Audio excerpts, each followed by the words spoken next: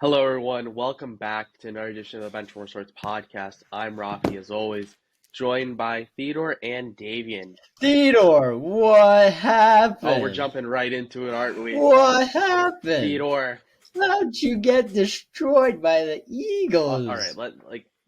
that's not too disappointing of a thing. Obviously, we'll get into the Bills. I think that was a bit more disappointing. The Cowboys, that was pretty disappointing from an offensive perspective.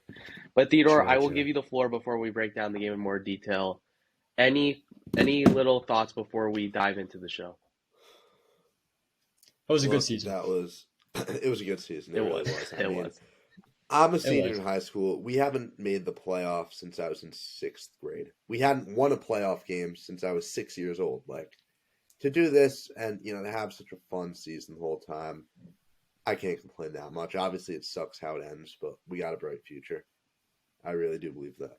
Absolutely. 100%. And yeah, I think that's something now over the past few days since getting absolutely whooped on live television that Giants fans and hopefully Giants management is realizing and taking away from this season that once again, kind of like how TCU got their butts handed to them versus Georgia.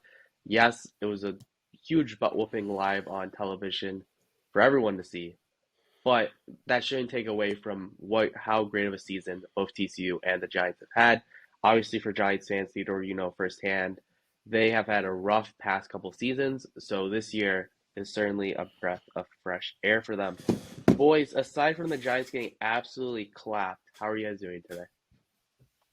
I'm doing well. Bills lost. They're out of the playoffs. I'm happy about that. Oh, we won the AFC East. We first beat the Bengals. Ooh, damn. I would say yes, but Yeah. Joe Burrow is 3-0 in the playoffs versus Patrick Mahomes. So it only goes so That's far. true. I mean, Joe Shiesty is Joe Shiesty. Theodore, anything else before we kick off the show? Yeah, I've been on point on my predictions. I've gotten just one pick wrong each round. I feel good about the way that's going. It's I been a fun predicted Bengals winning. playoffs too. Yeah, I knew the Bengals would win. I knew the Bills would not Yeah. be able to I handle think it. we all had the Bengals over the Bills. I can't imagine anyone potentially buying into such an emotional and bought into such a Disney book story tale ending. But let's dive into the other divisional game in the AFC first, the Chiefs Jaguars, which took place earlier on in Saturday. And this was a game that I think the Jaguars did a great job hanging in. I thought obviously Patrick Mahomes' injury is something to keep an eye on, and I think that's kind of what held the Chiefs back a little bit and allowed the Jaguars to somehow claw back into the game. No pun intended, as they are a cat team. I think obviously the big thing that really killed the Jaguars was Jamal Agnew's fumble inside the red zone. I believe there's 5 minutes to go. I think they're down 10. That was a big blow. They still lost by one score. They were able to get a field goal late, very late in the game, but obviously wasn't enough. But once again, I think just like how the Giants have plenty of positive takeaways, I think there's plenty of good takeaways to take away from this Jaguars Chiefs game if you are the Jaguars. Yeah. I would agree with that as well. I think that that the Jaguars really have a future, but I worry it's like the same way we said that they had a future the same like that year when they went to the AFC Championship game and lost to the Patriots, which Danny Amendola, you have my heart for that. Definitely wasn't rigged, Got but that continue. winning TD. Okay. But yeah, I think Jaguars have a good future. I think the Chiefs should be concerned about Mahomes, especially for the fact that they don't have a run game and the Bengals are really darn good. Um, I know we're getting into predictions later, but I'm going to do the same thing I did last week. I think I got Bengals going to the AFC. It's going to the Super Bowl again. Yeah, I'd have to agree with that. Especially with Mahomes possibly limited, right? Like I don't know. I really am feeling Cincinnati right now and what they're doing. This is just a team that knows how to perform in the playoffs, and they are just so dangerous. And Romo said it, or was it Romo on the Chiefs broadcast? I don't think Yeah. it was. I think they did the Oh, no, I think it might have Bills been Greg Bengals. Olson. Oh, Yeah, no, yeah. Greg Greg Olson. Olson was saying how the Bengals really need to be taken seriously now. Like they are Yeah. not just this surprise team that stunned everyone, had a lucky run. they're a Yeah. legitimate AFC powerhouse, and I think they're really gonna try and prove that this week. I think the crazy thing too is earlier on in the season, a lot of people, and again, we'll dive a bit deeper into the Bills Bengals game momentarily. But I think the big thing too is the Bengals did not have a good start to the season, and a lot of people were Right. calling for Zach Taylor's head. A lot of people were saying, "Oh, this last year was a fluke, their Super Bowl run." I think we all thought the Bengals were going to be very good this year, and potentially, I think we all either had them first in the AFC North or second, followed by the Ravens. But I don't think any of us expected the Bengals to really do as well as they did the rest of the season. I think they were 3-3, but since turning it around earlier on in the year. The Bengals have shown that they're, as you mentioned, Theodore, they're not to be taken lightly. This isn't another fluke of a year. This Bengals team is here, and they're here to win. And Joe Burrow is going to get paid by the Bengals this offseason when Oh yeah, extension yeah. talks begin with their Yeah. team. I think we all can agree on that. Before we get into a bit more of what went wrong for the Bills, because obviously I have some thoughts on that, let's get into the Giants Eagles. Theodore, we won't go too in depth because honestly, I stopped watching after the first half. It was that bad. But I watched the first play, Theodore, and that's what it. went wrong for the Giants aside from everything? Everything. I Okay. mean, look, Daboll's coach of the year, but he did not have a good game plan for this game, and I think it's hard to defend him for that. I mean, it's just like, yes, Philly had 2 weeks to plan.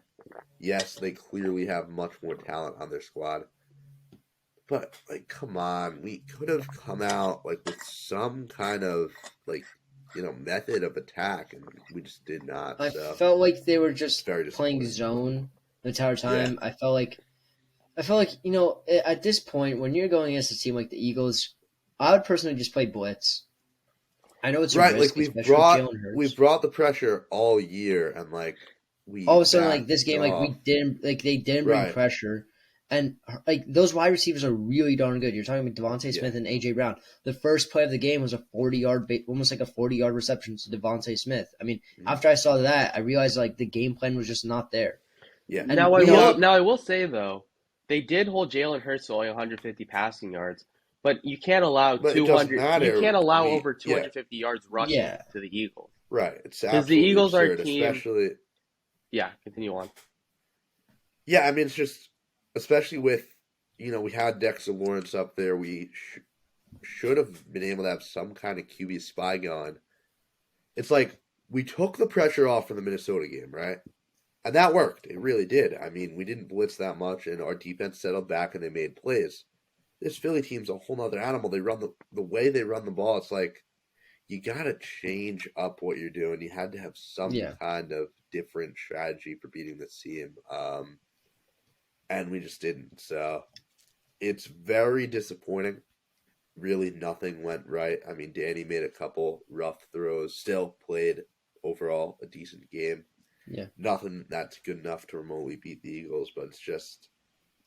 And offensively, like, why didn't we just try running the ball more? Like, Saquon never even really had a fair shot at controlling this game. I know he usually takes it over in the second half, and obviously that didn't work. But even in the second quarter, when we were only down 2 scores, like, give him the ball.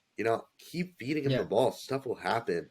We kept trying to force throws to receivers that are not capable. Our receivers still suck. Right, I mean, and we I got do want to fooled the mention past this couple too weeks. while you mention that because I wanted to mention it as well.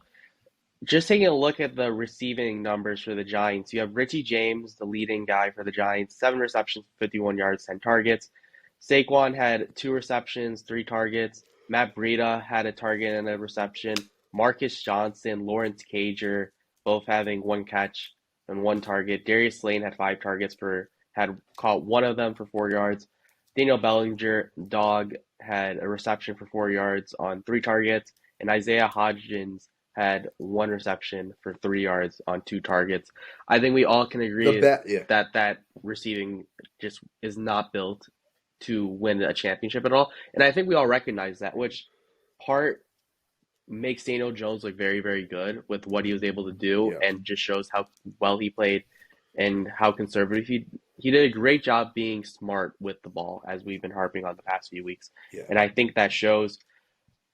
But I think if you're the Giants, you got to go after a guy like Quentin Johnson or just any wide receiver. Maybe Right. even trade your first round pick Yeah. for a high end wide receiver, kind of like what the Bills did a couple years back for Diggs. And what the Eagles did with AJ Brown. Right. I think they only gave up a second actually. And it's like you got such a pivotal guy for your offense. Like make a move like that. Right. I think that's The one thing I'll say, Yes. like, yeah. Darius Slayton is a guy who's probably going to have to end up walking. I mean, it just doesn't make sense to really pay him. Isaiah Hodgins really stepped up, and that's probably the best thing Philly did all game was make sure that they had the number one guy on him, and they even double teamed him at times because they knew that he would make plays. He'd punish them if he was given the chance, and he just never had that opportunity. So Isaiah Hodgins, I think, can step up as a possible wide receiver too. But you still need that. We need You still need that guy. We need you guys are paying. we need You were paying. our elite You were paying receiver. wide receiver one money to a guy. Unfortunately, that who's a guy wide receiver 5. that's generous. But I also, before Yeah. we continue on, and obviously as we continue in the coming weeks, the NFL offseason will start, so we will be talking more about who's staying, who's going, who might be out there in the free agent market. There has been talk that the Giants are looking to keep Daniel Jones. There has been some muddiness in terms of Saquon Barkley. Theodore, what are your thoughts on that before we move on to the Bengals-Bills game? Do you think that the Giants should keep both? Yeah. Obviously, Both, I think you keep both, without a but doubt. yeah. I mean, it's like there's no other possible thing that makes any sense. Like, Barkley was the offense, right? There's no denying that. Now, this is one of the most sacked running back free agent pools we'll probably ever see. I mean, it seems like every single big guy, with the exception of probably Henry and McCaffrey, are up for new contracts. Like, you got Jones, you got Jacobs, it's just top to bottom. Kareem Both of the Hunt, Cowboys running Josh backs, I think. Jacobs. They go Yeah. to Mark Ingram. Samaje Perine, I- who is somehow 27 years old. You're not fooling anyone, Samaje. You are 35, and you're gonna accept that. But Theodore, continue on. Yeah. So it's like I honestly feel like Saquon's in line to not like get a huge payday because it's not like I don't think he's expecting that the either, only guy they can target. because he Yeah. made it known that he wasn't planning Yeah, on chasing Christian McCaffrey $16 million Right. per year. He And can't be he's- expecting a big package. He just he hasn't Yeah. played enough games. Right, and I think I he honestly acknowledges think that. that we'll pay him in the range of like $12 million a year, maybe. Like, it Yeah, I honestly think won't be that's a anything fair. horrible. Which honestly is basically what he's been paid already because he was getting such a big contract Like just because of being the signing number 2 bonus, pick. whatnot, yeah. Yeah. So Saquon should be easy to bring in. Danny will be rough because, like, let's say, for example, the Jets can't trade for Lamar Jackson. Like, they could very easily throw like a 3-year, $100 million offer at Danny or something. So But he's would a they, guy like, we're gonna even have if to they pay. do that, like, are you going to try and chase after Danny, like match that offer? I Like, think how you much- are. I think if Daniel Jones have is to. smart, he'll How much stay are you with the going to really Giants. offer? Because I think we just saw last year that there's a fit Yeah. for Daniel Jones in the There Giants is. offense. And I think we've seen what happens when Daniel Jones is not in Brian Dable's offense in the past Right. couple of years. And if I was Daniel Jones, I can get my bag, but I can also potentially take a little less to be in a system that overall will benefit me going forward. So we'll definitely, Daniel Jones is a guy who could very easily be franchise tagged. yes. Like, if he plays the year on the tag, that would not surprise me at all. And that's not a bad thing necessarily, too. Yeah, it's not. The Giants have over $40 million in cap space, and that's before, they do all like the restructuring, releasing. The Saints. So they have the third most money in the league. Most of that will go into Dimes, Saquon, Dexter Lawrence. But regardless, we'll have the money to bring in a big time receiver, I think. Hopefully another corner, someone in the secondary. We can really revamp this offense and team in general. I'm excited to see what it looks like. Absolutely. We'll definitely get into that, as I mentioned earlier, in the coming weeks. Once we get out of the Super Bowl, obviously there's going to be some hockey talk and NBA talk as the deadlines will be approaching once the Super Bowl is all wrapped up. But certainly the NFL offseason is also something that we will certainly take some time to discuss. And thus, you guys are going to want to continue to tune into our podcast to hear some of our thoughts on some of the free agents that are likely to hit the market then.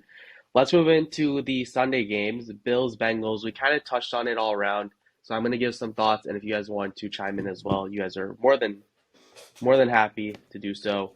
I think that Josh Allen had a poor game. I think we all can agree on that, but I also think the offensive line was horrendous. Now, you can make the argument, look at Joe Burrow last year. Yes, you have a horrid offensive line, but still on the quarterback to make plays and overall have a good game. I'd say I agree.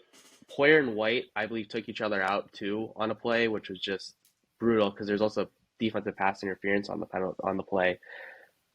Injuries once again. Obviously, they lost Von Miller a couple weeks ago. Injuries just once again hurt Buffalo. It's very disappointing because I think, well, I for one had them as a team for destiny. You guys kind of saw through that. It was like, no, I see the cracks in this Bills team. So here's my apology to you two for not listening and heeding your warnings. Even though Davian's Much was probably a appreciated. bit skewed with his bias, but that's besides the point. Hey, no, That's I besides the ain't point. biased. But once again, I will say, just to recap, offensive line was brutal. I thought Josh Allen, though, could have certainly done better. And the defense is so injury prone, and that kind of just ultimately held the Bills back. Any thoughts before we continue on? Yeah, look, I am a little disappointed from the Giants' loss still, so I'm going to raise my self-esteem right here. I gave you guys 5 key takes going into the season. Denver Broncos would be horrible. Arizona Cardinals would also suck. I said the Giants would be good. I said the Vikings would win the NFC North. And I said the Buffalo Bills would disappoint in the playoffs. And I'm so glad that all 5 of those came through. We're not going to talk about the fact that, I thought the Colts would The be Chargers are cursed. in the AFC It's Championship. okay. We all did. Yeah. We all did. Okay. But overall, I just want to say, look, the Bills are a fun team. I'll give you There's no credit. denying I'll that. give you credit. Yeah, they're a fun team, right? We love watching them. We love watching Josh Allen run around and truck people and throw the ball wherever he wants. But is that really a strategy that's going to win you a Super Bowl? I don't know. And with the fact that, in a year, Josh Allen's cap hit is going to triple, it's like the Bills' title window might have just closed. Like, I don't want to sound the alarms too much, but yeah, I am going to sound the alarms, actually. It's very hard to see this team competing they'll win games, but it's hard to see them being the class of the AFC like people have been saying they are. Well, I think it's going to come down to how they manage their team. Obviously, we look at the Chiefs, and moving on from Tyreek Hill, very difficult decision. But somehow, in some weird dark magic way, the Chiefs have somehow gotten better from losing a guy like Tyreek Hill. Now, obviously, no one would turn down Tyreek Hill. But I will say it takes very good management to be able to circumvent the cap and not just push things down the line. Davian, any thoughts on your favorite team before we continue on?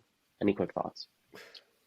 I think that the the Chiefs are not going to win next week. I think that the Jags are legit. I think that the Patriots are legit. I think the Bills are no longer going to be running the AFC East. I think they blew their shot, like Theodore said. I think they'll always remain a playoff team for the next few years, but I think they're cooked. I think they're done. I don't think that people are going to be very much attracted to Buffalo, and I just see them starting to slowly become dysfunctional. Stephon Diggs, I think Stephon Diggs kind of highlights the disappointment of the Bills. Yes. I think 2 years ago, he's there, like, standing on the field, like, watching the team. I still have that as my home screen. One of the corniest things I've seen. I'm sorry. Well, I guess I'm a very corny person. Oh, well. It is. It's like, look, he was clearly doing it for the publicity. I'm sorry. No. Yeah. Cade McNamara was doing it for the publicity. Stephon Diggs was not. Stephon Diggs, just because he was the first to do it, did not mean that he was, like, not doing it for the publicity. Give me a break. Everyone's like, oh, this guy's such a competitor. No. We saw him, like, leave the locker room early. He was a bit of a cancer at times in Minnesota. It's like, I don't want to call him a full-on diva, but... No, don't use that. He's a good guy. He's a good guy. Yeah, I'll see the clip with Minnesota. Where he's not a diva. I want to say he's a diva. I think he's a very good guy. I think that sometimes he lets his emotions win over him a bit too much. And sometimes I do think that he is going for that publicity. But I think we got to start talking about who we got for the Super Bowl. I think it's pretty clear for me. I think it's Bengals. I think it's the Brock Purdy-led 49ers. Yeah. I have that as well. I do have that as well. But before we dive a little deeper, there was one more game, and I'm sure Theodore wants to talk about this because I'm sure it made him feel a bit better about the Giants losing. The Niners Yeah, beat it the did. Cowboys 19-12. I want to just mention this first right off the bat. Do we really need to talk about this game? Great I mean, it defensive was No, just not showdown. really. I think we can just highlight real quick though before we get into Theater Super Bowl picks, which I'm gatekeeping. Losing Tony Pollard at the end of the first half lost Dallas the that game. was rough. That was the Yeah, blow in the back that I don't think the Cowboys were able to recover from. Once they lost Tony Pollard, they were done. If only they had a running back that they could give a ton of money. Maybe if they had a running back that they paid a ton of money, he would show up and play well for them. Unfortunately, it doesn't look like they have a running back that they're paying that kind of money to show up in the playoffs, apparently. No, No, I'm not salty because I keep yeah. taking Zeke in my fantasy leagues, expecting him to be no. better. Dak didn't have a great game, threw 2 picks. And once again, the Niners, even with Brock Purdy throwing for just over 200 yards, had no touchdowns, also had no picks. He's playing safe football, and that's just been the key for them. As long as they stay healthy, which I knock on wood, the Niners are going to be a great team. And we'll get into our Super Bowl picks. I agree with you, Davian. I have the Niners and the Bengals as well. Patrick Mahomes' injury concerns me, especially because he left numerous times during that game versus the Jags. I think if he had left, Yeah. gotten checked out, and then came back in and played the entire game, I'd feel more confident about that. But even a Patrick Mahomes that's 50% is still one of the best quarterbacks in the NFL. But part of what Probably makes the him so NFL. good is his playmaking. And when you're kind of doing that on one foot, it makes it very impressive, but it's also a concern for me. Theodore, who do you have Yeah. matching up in the Super Bowl? And please do not say Niners, Bengals. All right, let's start on the NFC. Brock Purdy looked vulnerable. I mean, look, you guys know I'm going to pick the 49ers to win this game. There's no shot I'm picking Philly to the Super Bowl, but I'm a little concerned with Brock Purdy playing against a Philly defense that will make him pay for any mistake. I mean, we saw he looked like a rookie at some times. The Niners were a much better team, and because of that, it didn't matter. But to an extent, you got to wonder, like, if Brock Purdy is to step up and deliver a throw, can he do it? I'm still Like, not totally sold on that. if the Eagles go up by 2 scores, right, and it's Right. going to be in the fourth quarter, and they're going to need to see, and Brock is going to have to step up and start swinging the ball. Yeah. I don't think he shows up. I just think that the Eagles never go up by 2 scores. Yeah, right. The Niners the are defense is such a crazy. good team They're that so they'll good never defensively. get in that position. Yeah. Mhm. Right. Now, on the NFC side, let me just remind you all, last year when we started this podcast, right, Think of I rode the Bengals all the way through the Super Bowl. So, like, Evan yes, you McPherson, gotta pick. Super Bowl MVP. Yes, McPherson, Super Bowl MVP. That was one of my greatest takes of all time. It should have happened. But regardless, I'm going to pick the Bengals here, but just remember, I've been on the hype train since day one. Y'all were picking, like, the Bengals to lose, like, to the Titans, like, What? first round or whatever. Yeah, like, I did. last We're year. gonna- we're gonna have and to I don't find regret that. that. I think it was Y'all still had the pick. Bengals, like, lose. I was saying from the beginning, oh, you know what, this team's going All to right, keep winning. how was Joe I supposed Burrow's to know that Ryan Tannehill would absolutely get pummeled that game? All right. Look, Joe Burrow is going to win this game. I really, really hope that Mahomes is healthy. I want to see just this absolute shootout. It could be an all-time classic, but if Mahomes is limited in any way, I just can't see the Bengals losing this game. Right. Agreed. So that'll do it for NFL talk. Obviously, after this upcoming weekend, we will have not only one, but 2 weeks to talk about the Super Bowl. Obviously, we'll have other stuff to talk about as well, but that's going to be the big game going forward, which Pro Bowl. Woo. Yeah, the Super the Bowl. Pro Bowl Skills Challenge. I will be watching the NHL skills competition to watch some actual competition. But the Pro Bowl. I will be watching the You tell dodgeball. me I Mike, always football like. is not going to be fun. I will always watch the dodgeball. I will say that. That's always great. Agreed. That's true. Moving on, before we close the show, we still have one final segment. We're going to do some NBA talk, just like we did last week with Hockey Talk. Hockey Talk also being Chicago Blackhawks, so that's a little fun play on words. Things are still going pretty well in Chicago Blackhawks land, so I'm pretty happy. But we had that talk last week. NBA midseason is arriving. We're just past it. We're a bit past it, but regardless, I think we're still in the realm of being able to talk about some mid-season teams. Boys, before we get into some teams that have been impressive and I guess depressing, but we'll go with disappointing. Sorry for the rhymes. Any impressive players that you guys would like to shout out? Jonathan Isaac played his first game back, obviously, since I think the last time he played was January of 2020, so it's been a long way to return. But any players that you guys want to shout out before we get into some teams? Shy, Gilgis, Alexander. You butchered that name so bad, David. Shea What do you Gilgis, mean, bro? Gilgis, Shay, Alexander. Shay. Aye, It's aye, Shay, aye. not Shy.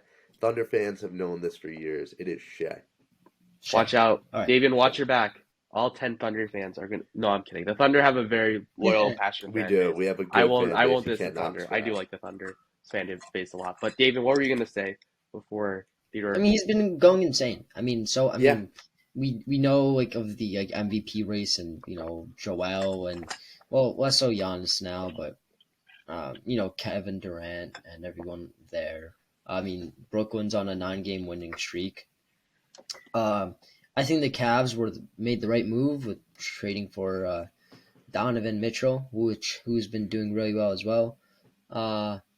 Anybody else that's been doing well? I mean, yeah, I mean, I think Jalen Brunson on the Knicks, I think it was a good pickup. I think he's being worth his money.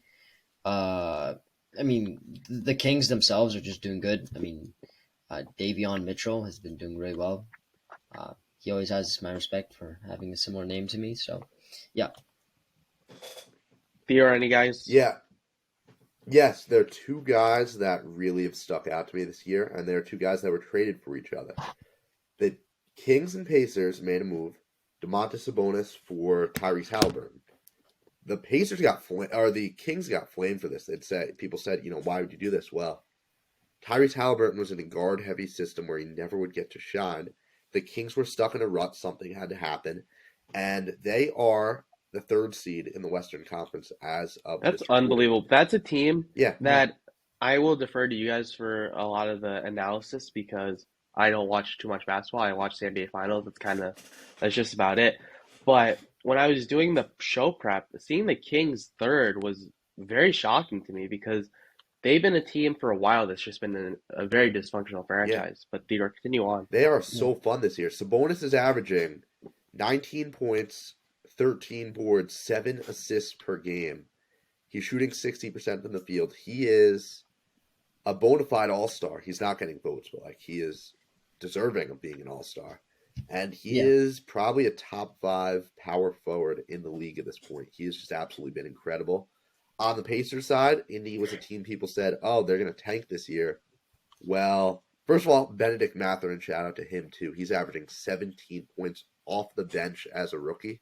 But Tyrese Halliburton is one of the best passers in the league right now. He's averaging 10 dimes per game, along with 20 points. He's really been great. I mean, he's leading the league in assists. Sabonis is leading the league in rebounding, and it's a perfect trade right there. Absolutely.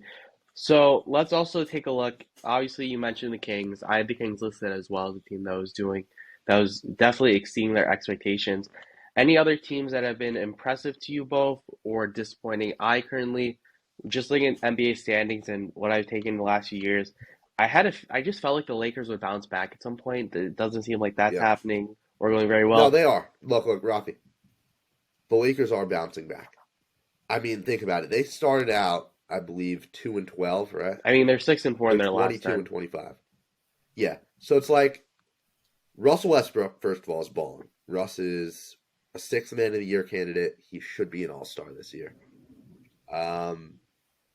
And LeBron is, look, I love to hate on LeBron, but I can't this year. He's 38 years old and doing incredible things still.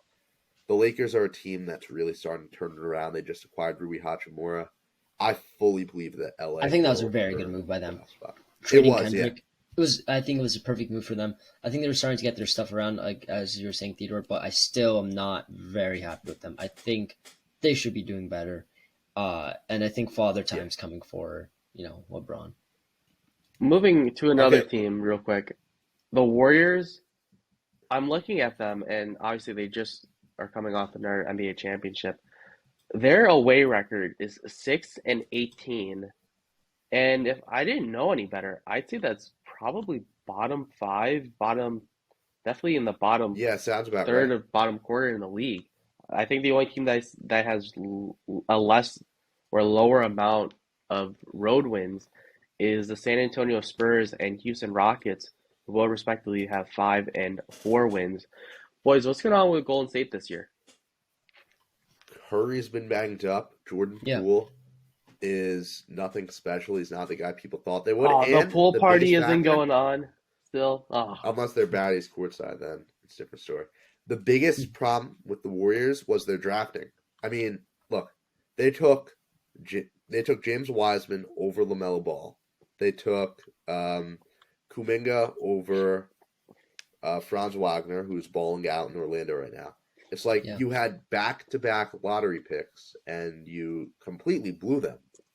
So it's really and right now what they're saying is all these young players, they're not going to trade them. Like you can still get some value. You can still maximize, you Curry's can get a good 5 first-round picks final for someone. years of his career. Yeah, and no, it doesn't even have to be first-round picks. They can turn it into trades for legitimate players who can help them compete. And instead, they're going to hang on to these guys and let their potential Theodore, go to waste. are you saying the Warriors I don't consider know. even trading Curry at this point?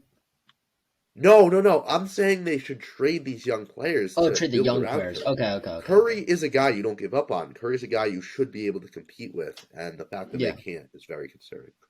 Yeah. Now I'm gonna go off on a little bit more of a tangent here. There are so many teams in the West that are so close. The Mavericks are in 5th place right now. The Trailblazers are in 13th, and those teams are divided by just 3 games. The Warriors are in that mix. My Thunder are in the mix. The Lakers are there too. So it's just like so much can happen. The Warriors could be the 5 seed in a matter of 3 games, but it's like you're the Warriors. Like, yes, Curry's been hurt, but it's unacceptable that you've been this bad to start the year. Yeah, and I think that's a good thing for a lot of teams. The Trailblazers are 13th, but as you mentioned, they're only 4.5. They're only 3 games out from the 5 spot Mavericks. Yep. So there's definitely a Yeah. chance. I don't think the Trailblazers. I mean, going 2-8 in your last 10 is definitely not going to bode well for you. But I think you have a good point where it's going to definitely be a tight race in the Western Conference. Eastern And let's Conference, just remember, not so my much. Thunder, right? My Thunder, we're 7-3 in our last 10.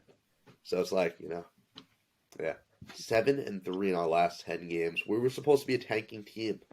You can tell that this team is probably a Chet Holmgren away from being a legitimate contender, and I am serious when I say that. I think that's obviously a good thing too. Obviously it would be great for the Thunder to be bad this year and potentially get one of the top guys in this year's draft, which is supposed to be very top heavy, very star studded.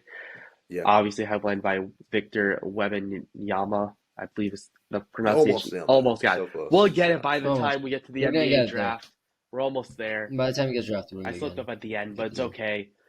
Anywho, I think it's a good thing for the Thunder to be in this area, and if things start to trail off, it is what it is. But Theodore, I think before we close, do you have any comments on the culture? Because that's the big thing that I'm looking at with my Chicago Blackhawks, where I want them to get that first overall pick, be in the top 4, but I also am very happy with the culture that they've been creating with this franchise.